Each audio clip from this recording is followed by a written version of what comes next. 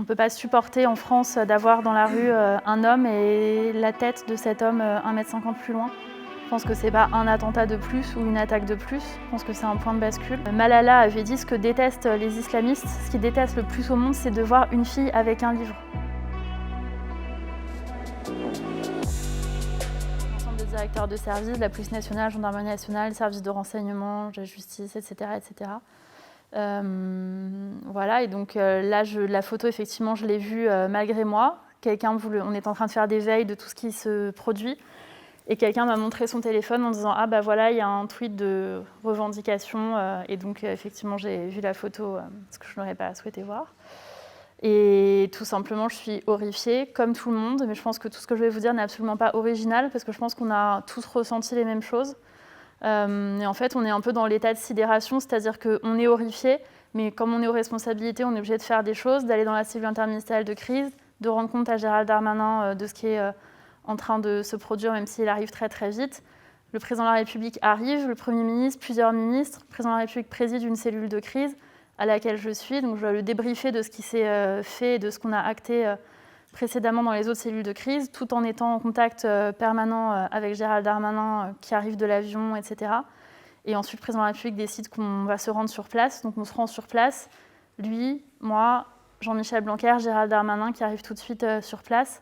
Et là, on est au contact des forces de l'ordre qui ont géré ce qui s'est produit, qui ont mis fin à la course meurtrière de l'assassin. Et on est vraiment là où ça s'est produit, en fait, sur le lieu même où ça s'est produit. Et on échange avec les personnels, avec la police municipale aussi. Très rapidement, il est assez vite établi qu'il y a assez peu de doutes sur la nature de l'acte. Et évidemment, la décapitation, c'est un pas de plus dans l'horreur. Parce que une des premières choses que je me dis, c'est long de décapiter quelqu'un avec un couteau dans la rue. Donc on a rapidement l'ensemble des détails, parce qu'on est obligé de gérer cette cellule de crise, donc on a vite les détails de ce qui s'est produit qui sont inhumains. Et voilà, évidemment, là encore, c'est pas original, mais comme tout le monde, la décapitation, c'est un acte d'une sauvagerie terrible, et le fait d'avoir décapité un professeur dans la rue, à 17h, devant le collège, tout ce qui se produit et tout ce qu'on apprend ajoute une couche dans l'horreur de ce qui s'est passé. Je pense que c'est pas un attentat de plus ou une attaque de plus, je pense que c'est un point de bascule. D'abord pour l'acte en lui-même, pour la décapitation, qui est terrible. On ne peut pas supporter en France d'avoir dans la rue un homme et la tête de cet homme 1,50 m plus loin, parce qu'il a été décapité. D'une part, d'autre part parce qu'on s'en prend à un enseignant. S'en prendre à un enseignant, je pense que c'est pas neutre. Malala avait dit ce que détestent les islamistes, ce qu'ils détestent le plus au monde, c'est de voir une fille avec un livre. Mais je pense que c'est exactement ça, en fait, dans l'école de la République, qu'on aime ou qu'on n'aime pas telle ou telle chose, dans l'école de la République, on vous apprend à être libre, à exercer votre liberté de conscience, votre libre arbitre, à devenir des citoyens éclairés, à sortir aussi de ce qu'on vous dit dans votre famille. Tous à l'école, on a entendu nous dire des choses qu'on n'entendait pas forcément chez nous. Et alors, est-ce qu'on a été d'accord, pas d'accord? En tout cas, on a réfléchi à ce sujet-là. À l'école, on est confronté à l'altérité, à l'autre. On mélange les filles et les garçons, quelque chose que détestent les islamistes, qu'ils essayent d'éviter, en enlevant les filles de la piscine, en demandant à ce que les petits garçons et les petites filles se tiennent pas la main, etc. Et on a essayé de décapiter ça, de décapiter le savoir, l'éveil des consciences, l'impertinence à la française, la liberté d'expression, puisque c'est parce que ce professeur aurait montré les caricatures que cet acte est expliqué. Donc oui, c'est tout ça qui est tenté d'être décapité. C'est glauque et insupportable. Et vous savez que je ne suis pas habilitée à m'exprimer sur l'enquête, parce qu'il y a une séparation des pouvoirs, donc je ne peux pas dire si ça a été fait ou pas, etc., au présent de l'indicatif, ou ni même au passé. Mais en tout cas, ce qui est glauque, c'est de voir à quel point il y a des gens qui justifient ce qui s'est produit, qui trouvent des excuses à ce qui s'est produit et qui rentrent dans ce débat. Et ça rejoint et ça illustre parfaitement le récent sondage qui montrait qu'il y a beaucoup de jeunes en France qui considèrent que en fait, Charlie Hebdo l'a bien mérité, qu'il ne faut pas montrer les caricatures, etc., etc. Je crois que la question qu'on doit se poser, nous en tant que membres du gouvernement en tout cas, c'est pas est-ce qu'on aime ou est-ce qu'on n'aime pas les caricatures, c'est est-ce qu'on doit se battre pour permettre toute caricature d'exister. C'est ça la question. Et vous avez dit, sans rentrer dans l'enquête, y a un truc qui est fascinant dans l'enchaînement, fascinant au sens rude du terme, mais dans l'enchaînement de ce qui s'est passé dans la journée de l'assassinat de Samuel Paty, c'est qu'en fait, avant, on avait le sentiment qu'on raisonnait toujours par rapport aux terroristes, comment ils sont arrivés là, comment ils ont été armés, comment ils se sont financés, etc. Là, on voit qu'il y a tout un tas de trucs qui se sont passés, qui ont été permis par des gens qui ne sont pas des terroristes. Je fais évidemment référence à la vidéo, à la gamine qui raconte à ses parents, etc. Le mec qui relève, enfin bref, tous ces trucs-là. Le père de l'élève. Le père de l'élève, évidemment.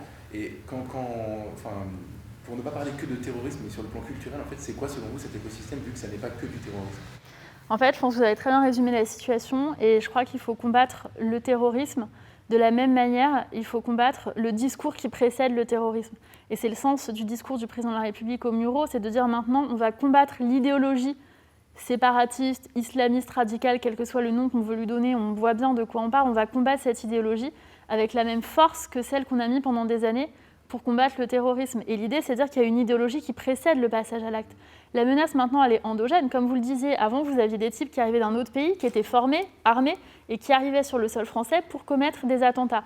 Là, vous avez un jeune qui a grandi là, qui a probablement été en France, probablement bénéficié de tout ce que la France propose pendant des années, qui probablement se serait radicalisé tout seul dans sa chambre en regardant des vidéos sur son téléphone ou en regardant son écran, et qui un beau matin décide de passer à l'acte de cette manière-là. Et ça commence et ça se termine sur les réseaux sociaux, puisque ça commence avec la vidéo, où on a ce père qui lance des appels, etc. Vous avez ensuite des internautes qui donnent l'adresse du professeur, qui donnent son nom, qui essayent de partager sa photo, etc. Et ça se termine avec la photo et le tweet de revendication qui permet justement d'accéder à l'identification dans l'enquête. Donc on voit aussi à quel point, 1, la menace est endogène, 2, à quel point vous avez des gens qui sont de plus en plus jeunes dans le passage à l'acte. C'est vrai pour ce qui s'est produit là, mais c'est vrai aussi pour ce qui s'est produit à Nice. Et c'est quelque chose qui est de plus en plus une constante dans les faits qui se produisent en termes d'attentats terroristes islamistes. Et derrière, vous avez aussi le fait qu'il y ait des centaines, voire des milliers de complicités, quelle que soit la forme que cette complicité prend. Le fait effectivement qu'il y ait des élèves qui identifient le professeur contre de l'argent, exprime-t-il aujourd'hui des regrets ? L'enquête le dira. Est-ce qu'il savait ce qui allait se produire ? L'enquête le dira. Le principe de séparation des pouvoirs, je ne peux pas vous le dire de façon affirmative, mais ma question est une affirmation en soi. Mais je crois qu'effectivement, ça nous interroge. Et tous les gens qui relaient les messages sur les réseaux sociaux et les gens qui appellent à s'en prendre à ce professeur. Moi, vous savez, je viens d'une famille de profs. Dans ma famille, tout le monde est prof, à part moi. Et moi, j'ai toujours entendu mes parents dire, à ma mère qui était instite quand j'étais petite, dire « moi, je ne vais pas voir le boulanger pour lui expliquer comment il doit cuire sa baguette ». Pourtant, moi, tous les jours, il y a des parents qui viennent m'expliquer que si l'enfant a des mauvaises notes, c'est parce qu'il est surdoué ou parce qu'il est génial, etc. Et qui viennent m'expliquer que l'enfant à qui on a mis une punition ou à qui on a mis une mauvaise note, c'est vraiment pas de sa faute, c'est la faute de l'enseignant avant tout, et que c'est la méthode de l'enseignant qui est mauvaise et qu'il faut revoir. Donc je crois qu'il est aussi peut-être temps de se dire qu'enseigner, c'est un métier qui mérite le respect, et que ceux qui pensent qu'ils seraient de meilleurs enseignants, il faut qu'ils aillent passer le concours pour devenir prof. Mais on peut aussi se dire qu'il est temps peut-être de respecter le travail qui est mené dans les classes par les enseignants. Ça a à la fois la forme du type qui n'a pas voulu serrer la main de la préfète, je me suis rendue dans le Tarn pour la soutenir, qui lui a dit « non, vous êtes une femme, je ne vous serre pas la main, ma religion me l'interdit ». C'est un bout de cette idéologie. Il a été condamné en justice.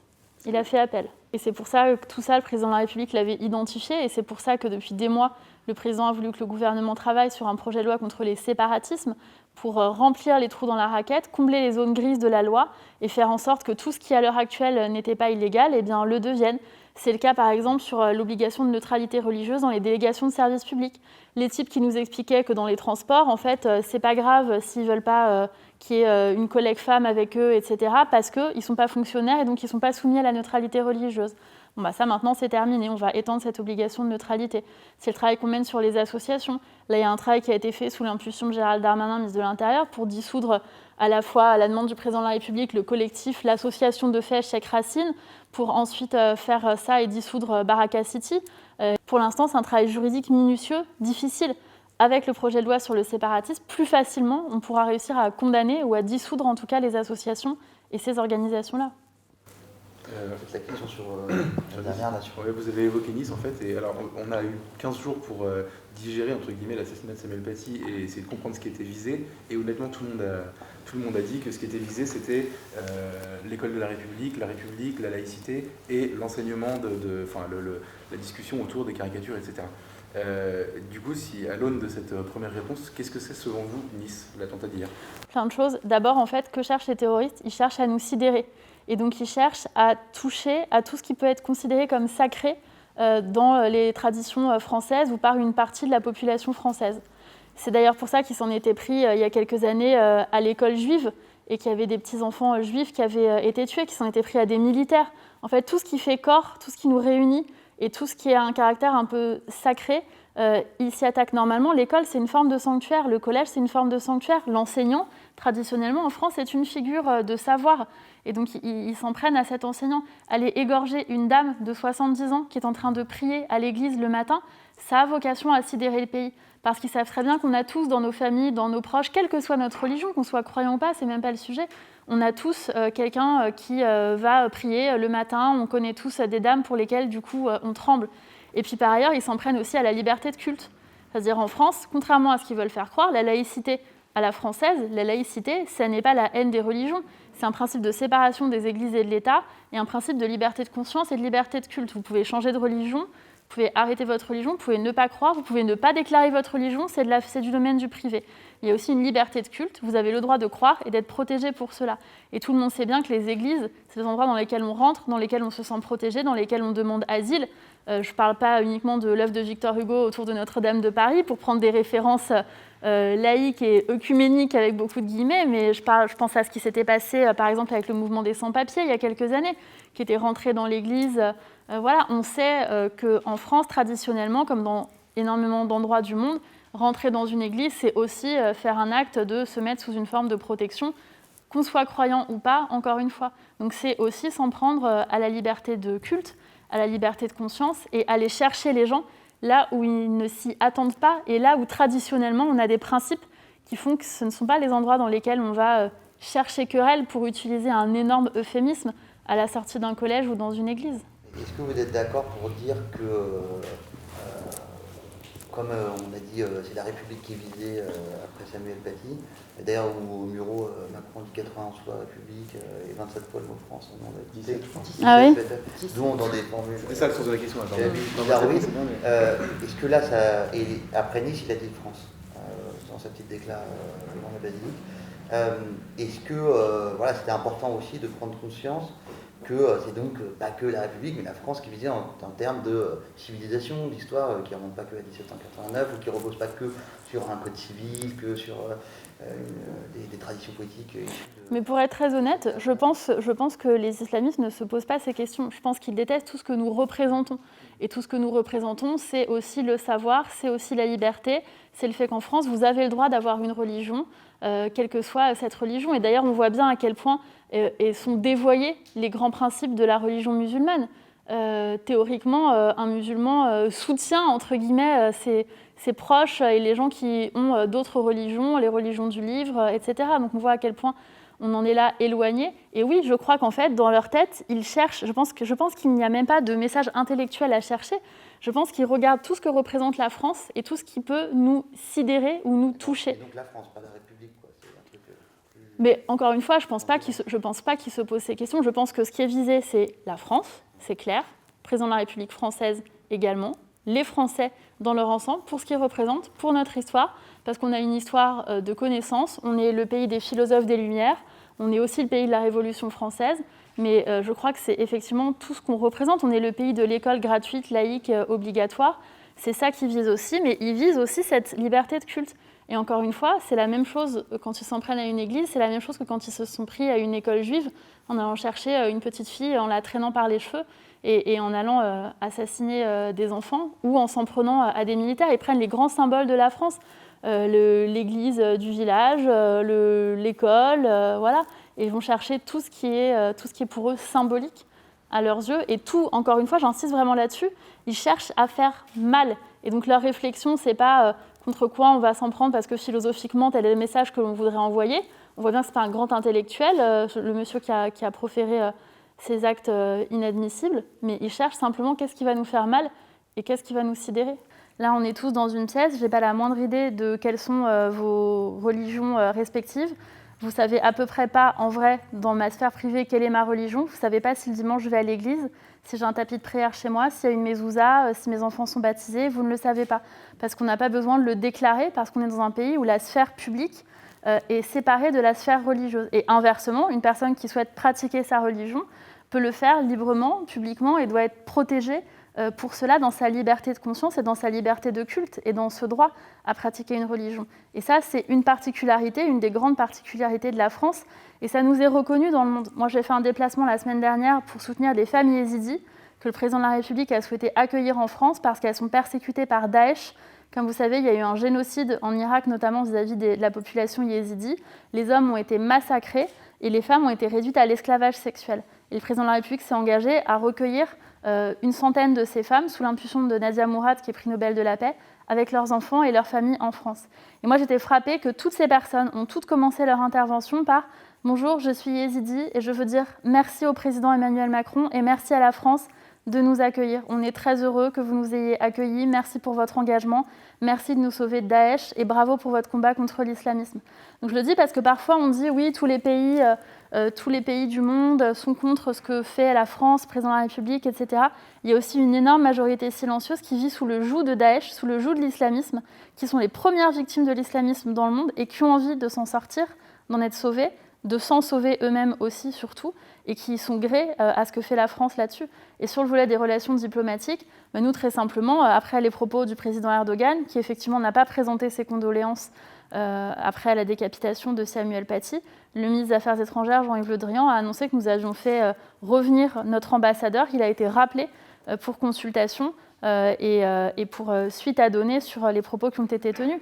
Mais nous, ce qui nous différencie des terroristes, des islamistes et de tous les autres, c'est que nous, on a un cadre et on essaye de rester dans ce cadre qui est l'état de droit, dans ce cadre qui est quels sont les partenariats internationaux, dans ce cadre qui est qu'est-ce qu'on fait d'une relation diplomatique.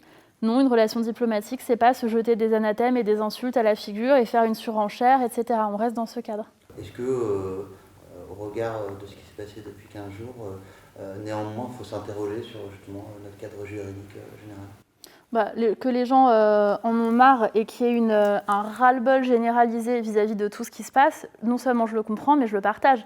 Et moi, je partage votre analyse.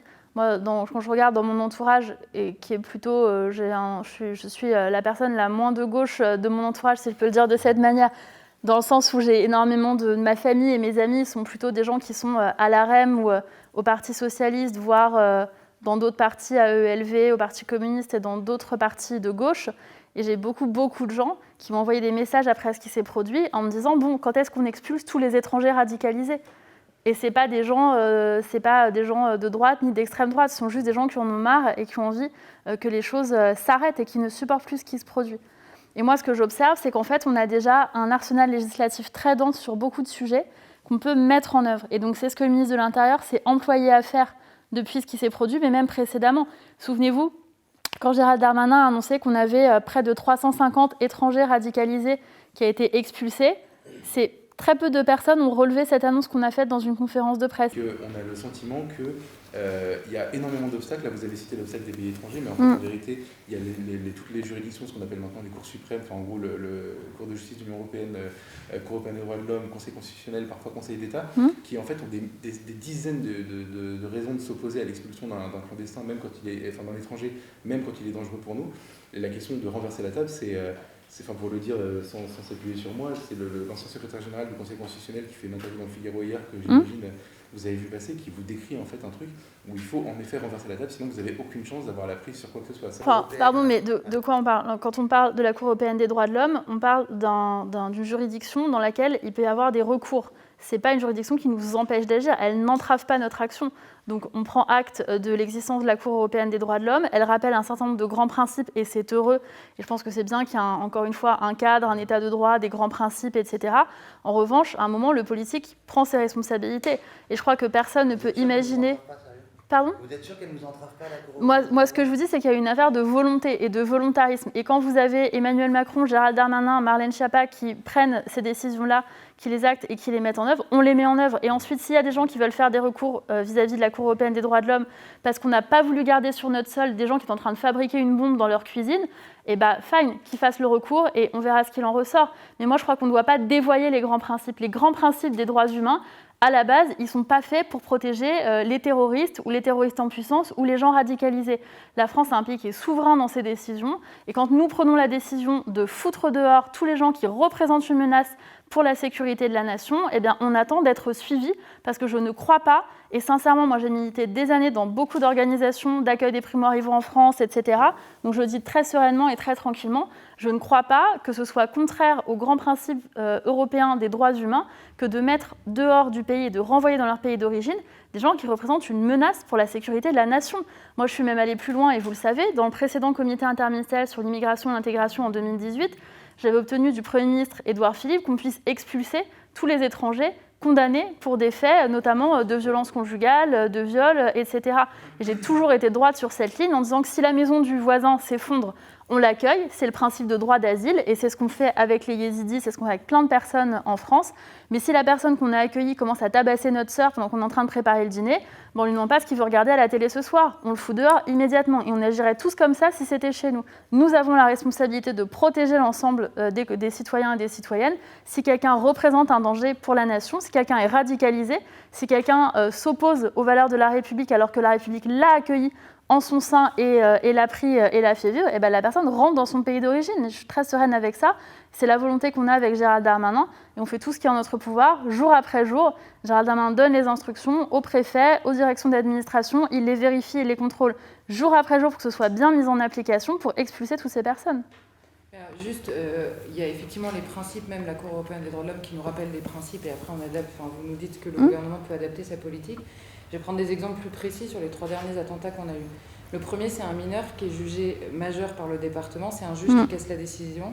Et donc là, il n'y a pas de question de radicalisation à ce moment-là. Ouais. Mais juste, c'est un juge qui décide, avec le pouvoir qui est le sien aujourd'hui, de casser la décision. Le deuxième, c'est un Tchétchène. L'OFPRA refuse l'asile. C'est un juge qui casse la décision de l'OFPRA. De la CNDA. C'est ça. Et donc la Cour, oui, c'est ça, la Cour d'appel casse la décision. Et ensuite, le dernier qui est arrivé, donc tunisien qui arrive par Lampedusa, apparemment. Et là, pour le coup, on se souvient notamment du bras de fer entre la CEDH et Matteo Salvini en Italie. La CEDH et la Cour de justice européenne interdisent de ramener un bateau dans le pays d'origine, même s'il y a un accord avec le pays d'origine, il faut examiner sur le pays de destination.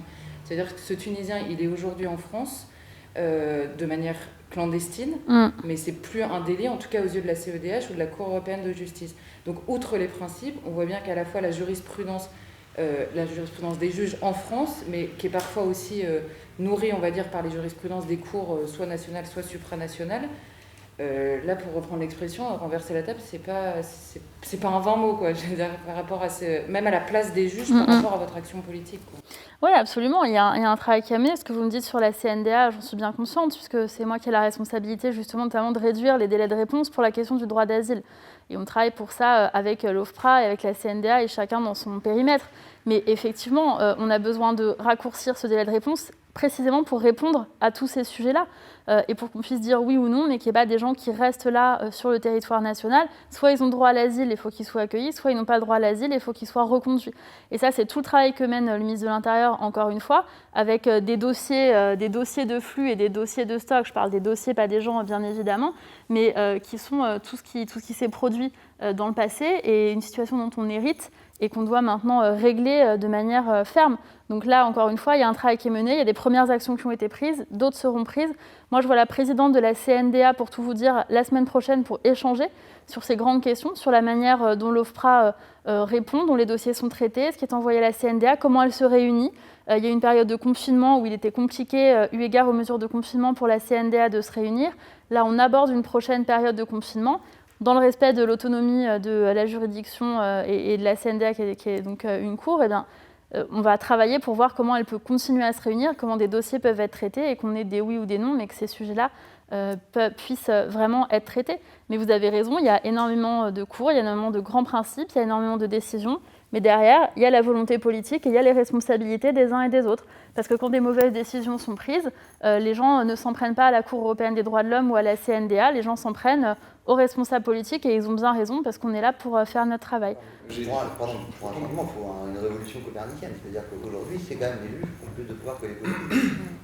Je peux prendre un exemple pour appuyer c'est la même chose, mais moi j'ai appris il n'y a pas longtemps, j'ai été saisi par je vais dire, un maire d'Île-de-France, le cabinet d'un maire d'Île-de-France d'une situation marrante. C'était un Géorgien qui était expulsé, qui était en centre de rétention administrative parce qu'il allait être expulsé. Il y avait eu le QTF et tout, et sa famille manifestait tout ça, et en fait les associations conseillaient à ce gars-là de ne pas monter dans l'avion au moment où on allait l'amener dans l'avion. On ne peut pas lui contraindre.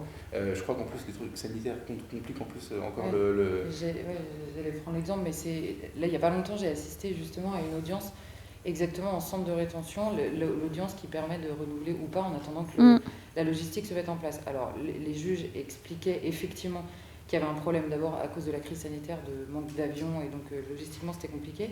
Mais surtout ils évoquaient que quand il y a un refus d'embarquement, le parquet peut poursuivre derrière parce que c'est une infraction de ne pas embarquer quand vous êtes expulsable. Mais que là, comme il fallait un test PCR pour entrer dans l'avion, refuser le test PCR, c'est pas une infraction parce que ça relève du médical et donc que c'était personnel. Et du coup, le juge me disait, ça fait 6 mois qu'ils refusent tous les tests PCR et je suis obligée de les relâcher en fait. Ça, c'est évidemment pas admissible. On est en train d'y travailler. On a une réunion avec Gérald Darmanin justement sur ce sujet précis que vous évoquez. D'abord sur les avions, on manque pas d'avions. Au contraire, comme les choses ont été gelées pendant la période de confinement est plus difficile, mais il y a des avions qui sont disponibles, donc ce n'est pas une question de moyens. La question, c'est comment on met en œuvre les choses et comment on le fait dans le respect justement des procédures de chacune et de chacun, dans le respect des différents pays qui ont leur mot à dire là-dessus. Mais ce travail et toutes les difficultés que vous évoquez, on en est bien conscient, parce que c'est l'essentiel de toutes les réunions, de toutes les rencontres, de tous les pushs qu'on donne justement à l'ensemble du système pour que ce soit fait. Et on est en train de les lever un par un, en respectant évidemment les grands principes, l'état de droit, etc. Mais encore une fois, ça ne nous empêche pas d'agir. Et sur la question sanitaire, on est en train de travailler avec Gérald Darmanin. Il est trop tôt là pour que je vous partage telle ou telle orientation, mais on a bien ce point en tête et on compte s'organiser pour le lever. C'est-à-dire qu'en fait, à la base, il y a des grands principes fondamentaux et ces principes, ils sont dévoyés. C'est le cas sur les questions de droit d'asile, c'est le cas aussi sur les mineurs. Les mineurs en France, ils bénéficient d'une protection parce qu'on considère tous qu'un enfant, quel que soit son pays d'origine, c'est un enfant, il a besoin de notre protection, il est dans une difficulté, on va l'accueillir, on va le prendre en charge, etc. En revanche, parfois on vous dit, on a retrouvé un mineur qui a fait je sais pas quoi, on vous montre la photo, le mec a des poils, des cheveux blancs, c'est pas un mineur, il a 40 ans, non mais on va se dire les choses, c'est ça la vérité des faits. Et donc face à ça, on est assez démunis. Pourquoi ? Parce qu'il y a la possibilité des tests osseux. Mais les tests osseux, encore une fois, un bon juge, pour vous dire si le test osseux dit que le type a 17 ans ou 25, un bon juge, il plaide pour dire qu'il a 17 ans. Il y a la possibilité de refuser le test osseux. Il y a la possibilité de le refuser. Donc derrière, il y a la possibilité de faire des empreintes. Moi, je suis assez favorable à la prise d'empreintes à titre personnel, à la prise d'empreintes systématiques qui permet justement de communiquer entre pays, comme on le fait pour les majeurs. À l'heure actuelle, vous arrivez dans un GUDA, pour savoir si vous avez déjà fait une demande dans un autre pays, on vous prend vos empreintes, c'est renvoyé au fichier, et là on sait si vous avez déjà fait une demande dans un autre pays, si vous relevez de la procédure Dublin ou autre, et auquel cas il y a un partage d'informations. On pourrait très bien aller vers ça pour les mineurs. Pourquoi ? Pour protéger les vrais mineurs. Et pour qu'on se dise, nos grands principes qui visent à protéger un petit gamin de 4 ans qui a vu ses parents se faire massacrer dans une guerre et qui arrive en France et qui a besoin de notre protection, et c'est normal, pour que ce petit gamin, on puisse l'accueillir, il ne faut pas que le type barbu aux cheveux blancs de soi-disant 16 ans, qui en a en fait 40, ait pris la place de cet enfant-là. Donc il faut juste qu'on réussisse, et c'est ce qu'on est en train de faire, à déterminer précisément qui est mineur, qui est majeur, et ensuite à avoir un vrai suivi. Parce que les mineurs, ce n'est pas que des petits-enfants mignons, charmants de 4 ans qu'il faut protéger. Vous avez aussi maintenant des types radicalisés à partir de l'âge de 16 ans. C'est un mineur, il faut le prendre en charge, ils sont pris en charge au niveau des conseils départementaux. Quel est le suivi qui est fait ? Et ça, c'est un travail qu'on est en train de mener avec les conseils départementaux pour qu'il y ait un suivi plus régulier et nationalisé de ces faits-là et qu'on ait véritablement des remontées. Là, par exemple, le type de l'une des enquêtes, je peux dire laquelle, parce que séparation des pouvoirs, etc., le type de l'une des enquêtes, il ne borne nulle part. C'est-à-dire qu'on n'a pas de fichier qui nous remonte en disant quand il était mineur, il était là, il a fait ça. Pourquoi ? C'est-à-dire qu'à un moment, il y a une institution qui n'a pas pris un certain nombre d'informations et qui ne les a pas partagées avec l'ensemble des fichiers. Et ça, c'est un problème. Oui, mais là, typiquement sur cette question des mineurs, les conseils départementaux, on a fait un dossier il n'y a pas longtemps là-dessus, les conseils départementaux et même l'aide sociale à l'enfance nous disent, le problème c'est que maintenant, ils arrivent clairement par des réseaux. Et le vrai problème qu'ils ont, eux, c'est qu'ils examinent sur le territoire français et que là, bon, il y a une multiplicité de recours, même quand le département dit qu'ils sont majeurs. Et en fait, ils disaient que, alors je ne sais pas si c'est la Cour européenne de justice ou la CEDH, impose la présomption de minorité à l'arrivée sur le sol français. Vous n'avez pas le droit de refuser à la frontière quelqu'un qui se déclare mineur, même si vous voyez évidemment qu'il a 75 ans en fait. Et ça doit être examiné en France, et après on retombe dans le problème de l'expulsion. Enfin, si tous ces réseaux profitent en fait à la fois des jurisprudences, même des principes en fait. Ils profitent de tous ces principes et que nous en fait on se dit on a des millions de gens mais en fait on va pas bouger sur nos principes et on va tout examiner ici. Je veux dire, on vide la mer à la petite cuillère quoi. Moi je bouge pas sur mes principes, je suis très claire. Moi mes principes c'est d'accueillir les enfants qui ont besoin qu'on les accueille. Mais mes principes c'est aussi de foutre dehors tous les types radicalisés, quel que soit leur âge et quelle que soit leur situation et même s'ils ont un statut de réfugié. Mais si c'est possible. Moi je veux pas dire que rien n'est possible. On peut pas dire que tout est facile, que tout est fait, que tout va bien. C'est pas vrai, c'est pas le cas. Tout va pas bien, tout n'est pas facile. Il y a des entraves, mais je peux pas dire non plus que rien n'est facile, que rien n'est fait, etc. D'ailleurs, quand on regarde ce qu'a commencé à faire le ministre de l'Intérieur pour continuer à expulser ceux qui étaient radicalisés, c'est la poursuite d'un début de travail qui a été fait. C'est le chiffre que je vous donnais tout à l'heure sur les établissements qui ont été faits fermer pour des faits de radicalisation. Il y a beaucoup de choses qui ont été faites, mais c'est vrai ce que vous disiez, que c'est une mer énorme. Il y en a 14 là en un mois. Non, moi je vous parle des lieux qui ont été faits fermer. Je repars sur le chiffre que je donnais avant. Je vous parle des lieux qui ont été faits fermer. Dont le projet c'était de les faire fermer. En fait, à ma connaissance, il n'y a que la mosquée de Pantin qui est fermée. Non. Il y en a 350 depuis 2017. Ah, oui, vous avez 350 lieux. Et moi, je vais vous dire ce qu'on fait. On fait dans tous les départements. Maintenant, il y a des cellules de lutte contre l'islamisme et la radicalisation. Si je vous invite, je ne suis pas sûre que ce soit ouvert à la presse, mais en tout cas, ce sont des cellules très intéressantes. J'en ai piloté une dans le Tarn que j'ai présidée avec le préfet et le procureur la semaine dernière. Le président de la République en avait présidé une. Le ministre de l'Intérieur en a présidé une aussi en Seine-Saint-Denis la semaine précédente. Et en fait, dans ces CLIR, qu'est-ce qui se passe? Vous avez autour de la table tous les services de l'État, de Pôle emploi, la CAF, police, gendarmerie, le procureur, les HLM, vous avez des collectivités, etc. Et tous les services de l'État partagent les dossiers. Et donc vous avez un ordre du jour avec toutes les associations, tous les commerces litigieux, toutes les écoles de fait, tous les endroits dont on n'est vraiment pas sûr de ce qui s'y passe en termes de radicalisation. Et vous avez un partage entre les services de renseignement et les différents services de l'État.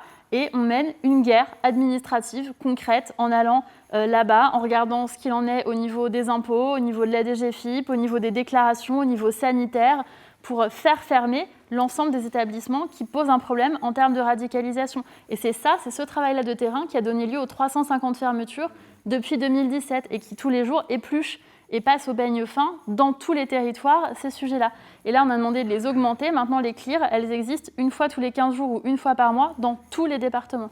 C'est pas pour faire de sale gosse, mais en fait, j'ai le sentiment, c'est un sentiment personnel, que c'est plus facile de fermer un lieu ou de dissoudre une association que d'expulser un homme à cause justement des droits de l'homme. C'est-à-dire que je sais que la liberté d'association, de culte et de machin sont protégées par nos grands textes aussi, mais au moment où il s'agit d'une expulsion, on se rend compte quand même que là, pour le coup, le maquis est beaucoup plus touffu, quoi.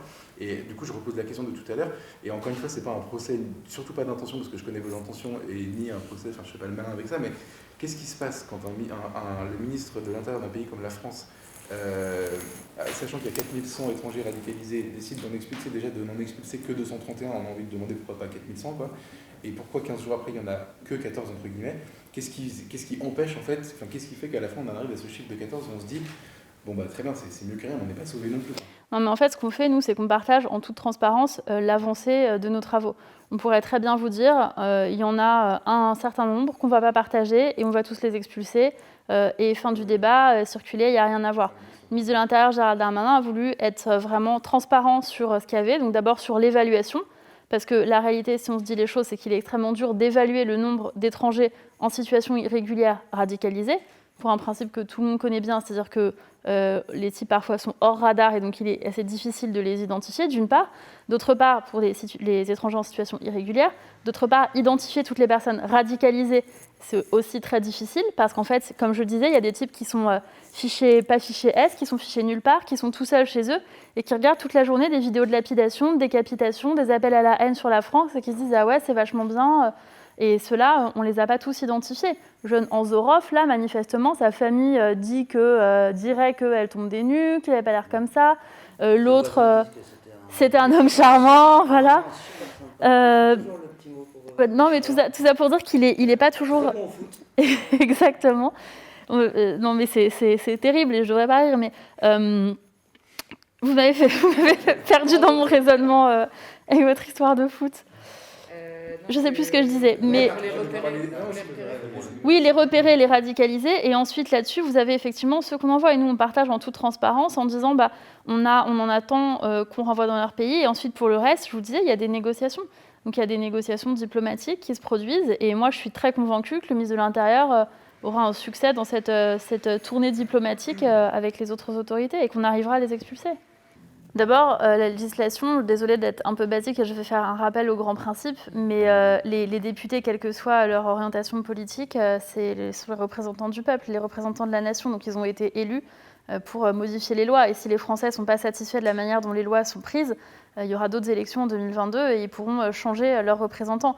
Mais là, les députés, ils ne représentent pas LREM. Les députés, quel que soit leur bord politique, que je partage leurs inclinaisons ou pas, de Marine Le Pen à François Ruffin, en passant par Emmanuel Ménard, Mathieu Orphelin, Gilles Legendre ou Laetitia Avia, et j'oublie Valérie Rabault ou Jean Lassalle. J'ai commencé à citer les gens de tous les groupes, il faut que je cite tous les groupes.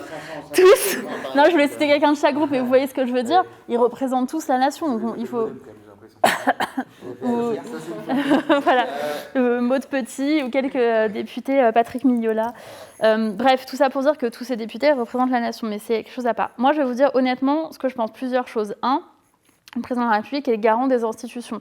Donc il est garant du fait que tout ce qu'on fait se passe dans un cadre qui respecte les grands principes de nos institutions. Deux, je sais que vous aimez bien François Fillon, mais est-ce que vous croyez sincèrement qu'il y a un fada radicalisé en France qui va se dire « Ah, attends les gars, la Constitution a changé, du coup, je ne vais pas commettre d'attentat terroriste ». Nous, ce qu'on vise quand on modifie les lois, ce qu'on vise, pas forcément, parce que vous, avec la Constitution, vous saurez d'office que telle personne est en train de se radicaliser. Non, mais il y a... D'accord, mais d'abord il y a des convertis, il y a des Français, il y a des gens qui sont nés ici, et ça, on l'a vu dans plein d'attentats récents, des gens qui sont nés en France, qui sont de nationalité française et qui commettent des attentats. Les convertis, c'est même presque les pires, parce que c'est les gens qui ont ce qu'on appelle le syndrome du converti, etc. Donc, si on nous dit demain, une fois qu'on aura mis les 231 dans l'avion, etc., il n'y a plus d'attentats terroristes, les gens qui disent ça mentent. Ce n'est pas vrai, d'une part. D'autre part, ça n'empêchera pas les faits de se produire. Donc j'entends qu'après, il y a des mesures de rétorsion qu'on pourra changer, etc. Mais ce n'est pas vrai de dire que si on modifie la Constitution, il n'y aura plus d'attentats terroristes. Donc nous, on vise quoi ? On vise l'efficacité, à la fois pour lutter contre l'idéologie, c'est le but du projet de loi contre les séparatistes, mais moi je trouve ça autrement plus efficace de se dire on va shooter toutes les associations, on va leur fermer le robinet d'argent, parce que c'est ça qui se passe. La vérité, c'est qu'il y a des financements de la part de pays étrangers sur lesquels il n'y a aucune transparence, avec même parfois des déductions fiscales en France sur les dons, etc., des choses très opaques, pas claires du tout, et qui financent ces activités-là. Si on regarde un petit peu ce qui se passe dans les comptes de Baraka City qui vient d'être dissous, on aura peut-être 2-3 surprises à cet égard. Tout simplement, je vous dis, je suis d'origine corse, je comprends très bien que quand quelque chose se produise, moi j'ai entendu plein de gens qui m'ont dit le type là, mais pourquoi la police ne l'a pas terminé, il faut l'achever, il faut le débrancher. Plein de gens ont dit des choses comme ça, et des gens sensés, qui ne sont pas des gens fous. Donc ce que je veux dire, c'est que cette impulsion, je la comprends, et quand on dit on est dans un état de droit, ça veut dire que nous, ce qui nous différencie des terroristes, c'est que nous, on accorde de l'importance à la vie humaine, et qu'on accorde de l'importance aux règles collectives qu'on se donne. Donc nous, on ne va pas tuer en échange de quelqu'un qui nous a tués ou en vengeance. Et c'est ça ce que je dis quand on dit l'état de droit. Mais moi, je vous dis ce que je dis quand je dis l'état de droit. Quand je dis il faut respecter l'état de droit, ça ne veut pas dire prenons tous les recours et tout le monde fait ce qu'il veut, etc. Au contraire, c'est-à-dire on a des cadres. Parfois, c'est bien d'avoir une impulsion de réponse, mais il faut qu'on se remette dans ce cadre. C'est la même chose pour les relations diplomatiques. On a un cadre diplomatique, on se fait insulter par un pays, etc. On ne veut pas rentrer dans la surenchère, dans une relation d'immaturité et de fusion, et on veut garder du sang-froid, garder nos nerfs et répondre dans un cadre qui est le cadre qu'on s'est donné pour ces relations-là. D'abord, peut-être un mot pour vos lecteurs et lectrices sur le PJL séparatiste, parce que je ne doute pas qu'ils lisent tous vos numéros et qu'ils aient tout suivi, mais peut-être rappeler que c'est un projet de loi pour renforcer les principes républicains qui a été voulu par le président de la République depuis des mois, sur lequel le gouvernement a beaucoup travaillé, qu'on a repris avec Gérald Darmanin à notre nomination au ministère de l'Intérieur, et qui vise à renforcer les grands principes de neutralité religieuse, de séparation entre le religieux et le service public singulièrement, à préserver la liberté de culte, à faire la transparence... Regardez une conférence de presse d'Emmanuel Macron, ne vous inquiétez pas, c'est celle-là. Donc ça, pour le coup, ils le savent. Très bien, donc je vous laisserai border là-dessus. Ouais. Sur vos questions, la 2, parce que j'ai oublié la 1. C'est immigration ou pas? Immigration. Alors, sur le sujet... D'ailleurs, réécriture, de toute façon, ou pas? À l'aune des 15 derniers jours. Ah bah, la loi a forcément été renforcée. Et là, encore tout à l'heure, on était à plusieurs ministres à l'Élysée, autour du président de la République, pour travailler sur les derniers arbitrages de la loi et sur la manière dont on la renforce, eu égard aux événements qu'on a vécus. Ensuite, il y aura un débat parlementaire. Et donc, si Florian Bachelier, comme excellent député, comme n'importe quel autre député, veut proposer des amendements sur tel ou tel sujet en particulier, il sera libre à lui de proposer des amendements sur ce sujet. Pour qu'il y ait des mesures restrictives sur l'immigration dans ce projet de loi ou pas? Moi, je pense qu'il ne faut pas mélanger tous les sujets, mais on voit que parfois, les sujets se rencontrent. Donc, ça peut être le cas, mais je n'ai pas de position de principe. Je ne suis pas contre le fait de renforcer la loi sur la question de ce qu'on appelle le droit des étrangers. Je ne suis pas non plus pour. Je dis qu'il faut regarder ce qui existe en termes de loi et ce qu'on applique. Et toute la discussion qu'on a eue précédemment nous montre qu'en fait, il y a plein de lois et plein de décisions qui peuvent déjà, elles, être appliquées. Ensuite, si on doit aller plus loin, moi, j'y serais favorable. Je vais vous donner une mesure dont on n'a pas beaucoup parlé, que je porte et dans laquelle on touche aux droits des étrangers. Les sujets liés à la polygamie. Moi, je souhaite qu'on ne délivre plus de titre de séjour à une personne qui est en situation de polygamie et qui se présente pour rentrer en France. La polygamie, elle est contraire aux valeurs de la République. Les gens font ce qu'ils veulent de leur vie privée. Ils ont le droit légalement d'avoir des amants, des maîtresses, plusieurs personnes dans leur vie en même temps. Aucune personne d'être homme et d'avoir une relation avec un homme, d'être une femme et d'avoir une relation avec une femme. Mais juste, on ne se marie pas avec plusieurs personnes dans la même temporalité. C'est ce qui définit la polygamie. C'est interdit en France. Voilà, donc la personne n'aura pas de titre de séjour. Et on va même aller plus loin. On retirera...